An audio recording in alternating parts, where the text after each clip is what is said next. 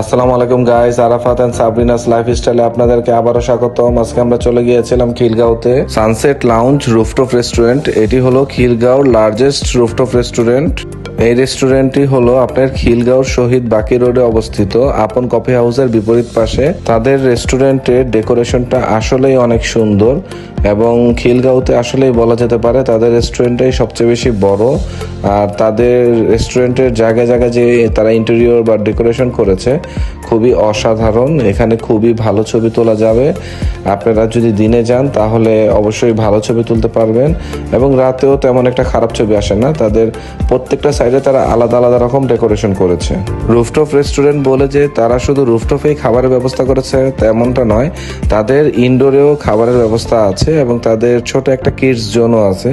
যারা অনেক বেশি ছবি তুলতে পছন্দ করেন এবং যারা পরিবার এবং পরিজনদেরকে নিয়ে একটি সুন্দর সময় কাটাতে চান তারা অবশ্যই রেস্টুরেন্টটিতে যেতে পারেন। সবকিছুরই যেমন ভালো দিক আছে তেমন খারাপ দিকও আছে।